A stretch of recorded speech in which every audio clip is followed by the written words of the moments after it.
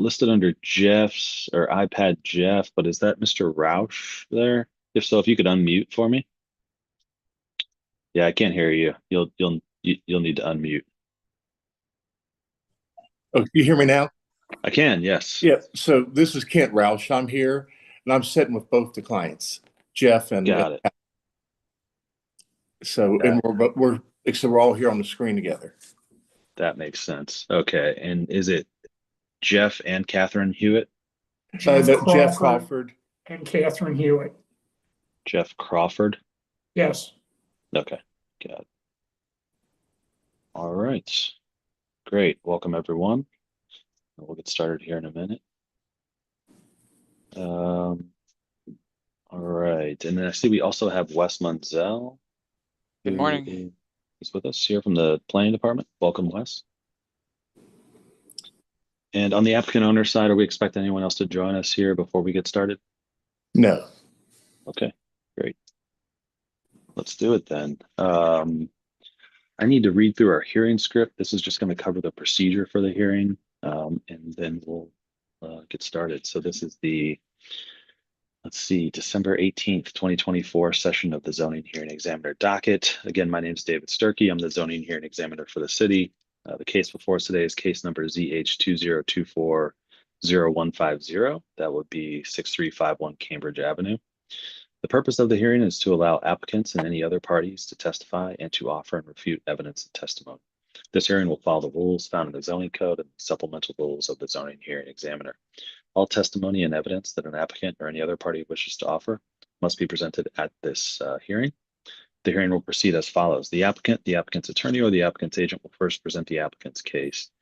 For our purposes here today, I'll allow Mr. Roush, and then to the extent either of the owners want to provide additional testimony, I'll allow you to do that and to orient that presentation however you would like. One of you can speak, all of you can speak. It's completely up to you. If we did have anyone here from the public, they would have an opportunity to speak after the applicant had presented its case. In the event that any party, well, I'm sorry, I'll then hear from the planning department and have Wes provide me testimony in addition to his staff report. In the event that any party testifies or offers argument in opposition to this application, the applicant will have an opportunity to respond to that testimony that was offered in opposition. And then finally, the applicant will have an opportunity to make any closing statements. After all presentations have been made, I will close the hearing.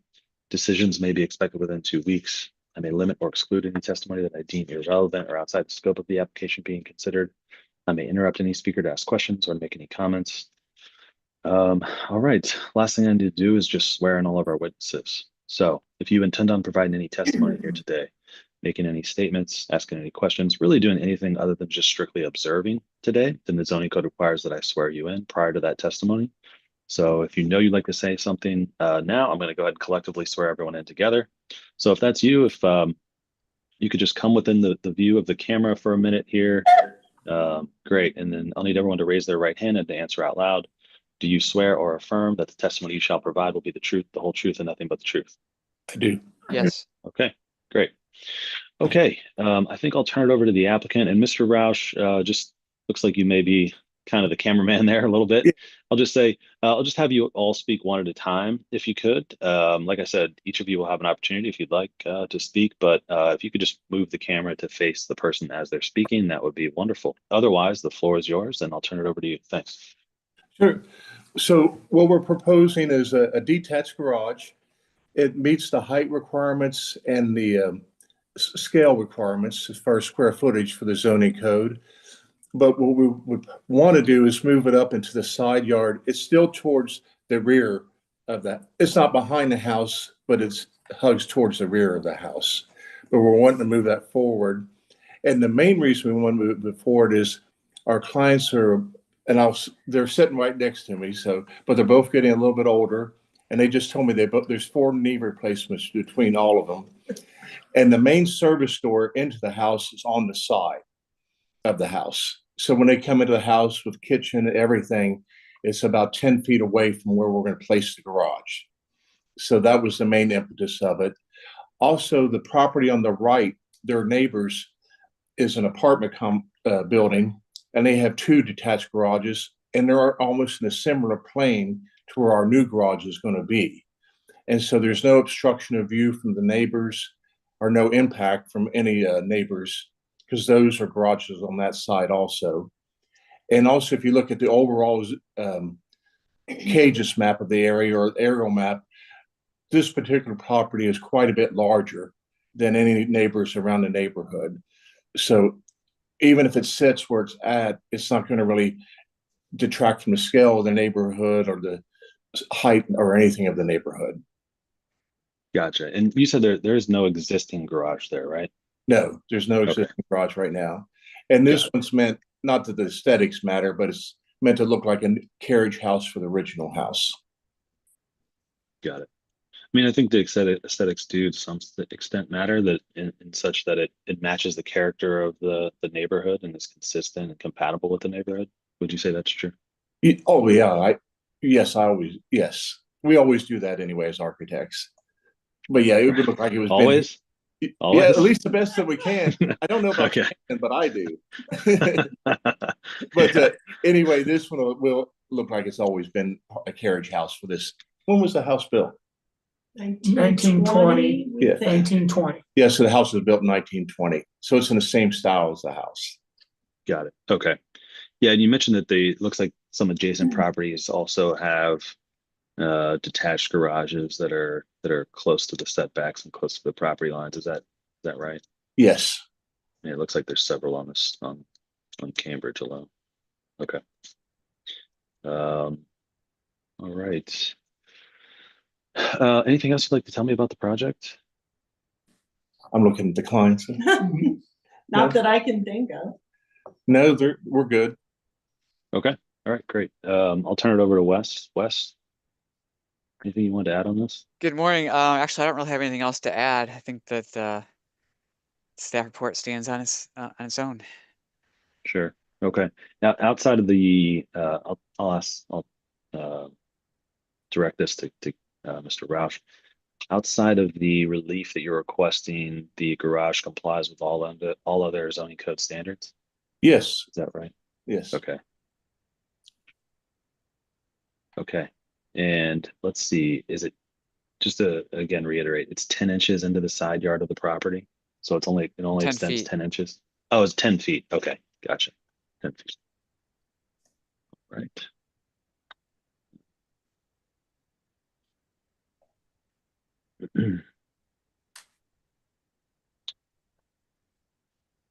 All right, I don't think I have any other questions. Anything else you'd like to say, Mr. Roush, in closing or otherwise before we adjourn here today? No, this one I just thought was a pretty straightforward one. It's not one of the harder ones we've done in the past. Yeah. Okay. All right, great. I think we'll leave it at that then. I've had a chance to review the application materials and the staff report. Based on that and based on the testimony that I've heard here today, I agree that it would be impractical to strictly enforce the zoning code to this project, and so I am going to approve the requested relief. I need to, as you know, Mr. Roush, do an official written approval that will allow Wes and the zoning department to approve the zoning permitting on their end. And so we're kind of running into the holiday season here a little bit. I mentioned at the beginning that typically takes about 2 weeks. I'm hoping to still get that out within 2 weeks, but I will be off a couple days at least for Christmas and New Year's Day. So that might put me a little bit behind, Okay. but I'll have that out to you as quickly as I can early next year. And as soon as you have that, as you know, I put it into a PDF and I'll email it to you. As soon as you have that, and Wes will be on that email as well. He can approve the zoning permitting on his end, and you all can take the next steps. Will that go to you or to us? It'll come to both. Okay. Yeah. Well, thanks. Sure. Let me just see who I have on file here. You're I have Roush Sensi at AOL, G Crawford, and Cooking in the Books. So those folks. It could have been a neighbor or someone who signed up to appear but didn't. Oh, okay. Can we verify the homeowner's address again? Yeah, G Crawford 3 at CincyRR.com. .rr.com. Yep. Yes. Yep. Okay. Yep. So any other questions? No. David, can I just jump in for a second? Sure. So, Kent, the building code review, has that been completed, or do you have a revision to submit because the height changed, right? Like, have you done Yes. that? So I believe that I sent it to you. I sent it online to you. Maybe it was just the zone. Well, I received it for this hearing, but the building permit that you applied for in October, you would need to submit a revision for the height for that Yes. permit. Yes, I can do Um, that for sure.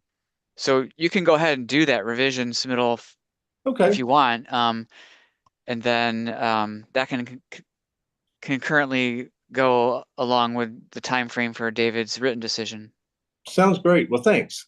So I just had a request to join from, I believe, another neighbor. If you all would like to stay on, you can. I'm gonna just let him know what's happened here. If you'd like to stay to answer any questions, you can. Oh yeah, we'll stay. But okay, I'm gonna just have a quick conversation here.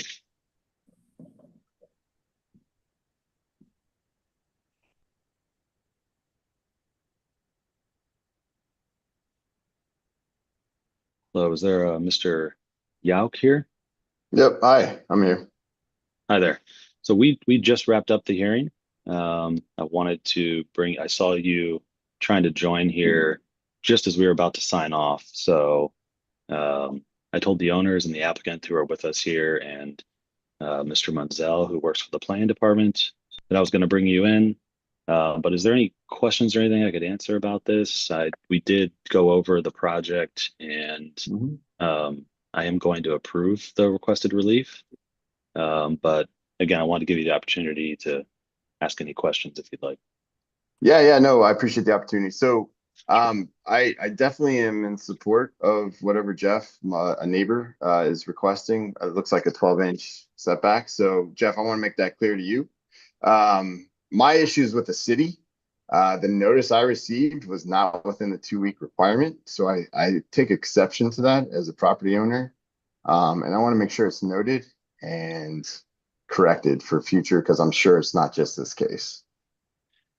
Sure. So I will say that does sound unusual. However, once we drop it in the mail, it's difficult it's completely out of our control when it's postmarked and when it's delivered, and when we often hear complaints from folks that they just don't have enough time to review cases in the time that the notices are actually received. Well, it's So I postmarked on the understand the 9th. frustration. I submitted that to Miss Keo Joels. I can't pronounce her name for the save my life. And to Wes. So my issue is, it doesn't say it has to be postmarked 2 weeks. It has to be received within 2 weeks. So again, heaven forbid this was something I didn't agree with. I would take serious exception to the way the legal department is handling these notices. Let me just take a look at something. And for the record, I appreciate your comments and understand your frustration. And we are still on the records, and this is being recorded. So this will become a part of the record and is officially noted. Let me just take a look at something very quickly, if you'll bear with me.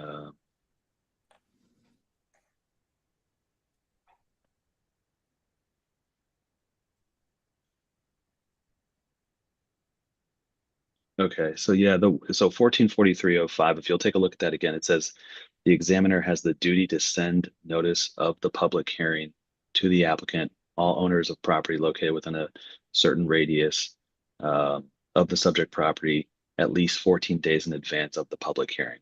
So trust me, this is something we've heard a lot about and we've looked at a lot.